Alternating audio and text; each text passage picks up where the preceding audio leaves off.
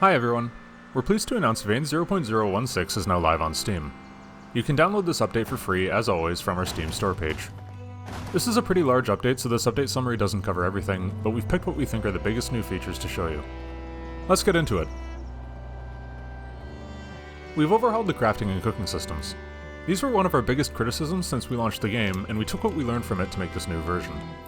Crafting now involves adding specific recipes into a queue. The queue pulls from the workbench's inventory when added, and after some time the result appears there. For crafting, objects are made when the window is open, and for cooking, recipes are cooked while the stove or fireplace is hot.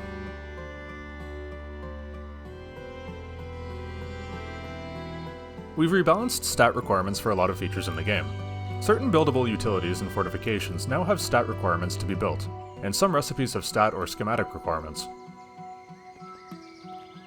We've changed the behavior of a lot of base security features. Enhanced locks are no longer pickable and require the key to access. Car locks can be changed, locks can be cloned if they're on something inside your utility cabinet radius, and the back doors of cars, buses, and trucks are now protected by the car's lock. We've added a ton of new buildables to the construction menu. These include, but are definitely not limited to, a charcoal kiln which produces charcoal out of logs, a weather gauge, a windmill that generates electricity, various storage containers for specific items, a sprinkler that automatically waters plants when hooked up to a fluid source, and more.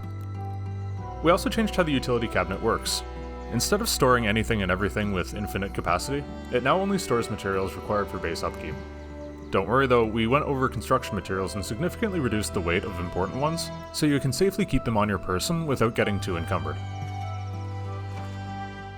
We've improved textures and art across the board. We've restored several high-quality original resolution textures, which were downscaled early on due to performance concerns. We've replaced several brands and signage, added some custom billboards to the world, and generally fixed some placeholder textures. We also added pet photos to the game, which are unique on photo frames. If you have a pet and you want their photo in the game, please submit it on our Discord, where we have a channel dedicated to them.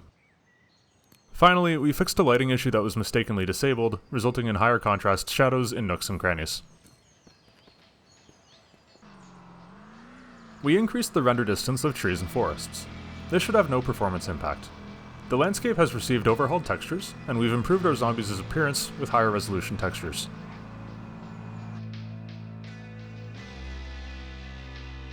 We added the ability to play videos from the internet, or from your PC, on TVs. This is off by default to prevent abuse, so you'll need to enable it in your game settings. We added washing machine functionality. It can use detergent to clean clothes faster. A segment selection dropdown has been added to the chat box. Many multiplayer players mistakenly didn't specify global chat using chat commands as they were simply unaware of it. This should help with that awareness. Vehicle brakes have been improved and made quite strong, at least on dry ground. In the winter or during rain, it's a different story.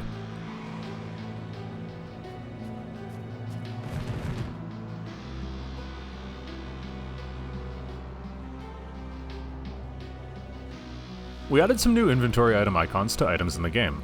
Icons were originally meant to distinguish different segments, but we found that this wasn't communicated well, so we just decided to have custom icons per item. We added the ability for admins to ban players. This functionality was missing because when we first made the admin system, nobody was playing multiplayer. That's now changed, and a ban system is necessary. Expect better control over bans in the future. We added spray paint to Vane. You can now use spray paint cans to tag the sides of buildings with a variety of colors and messages.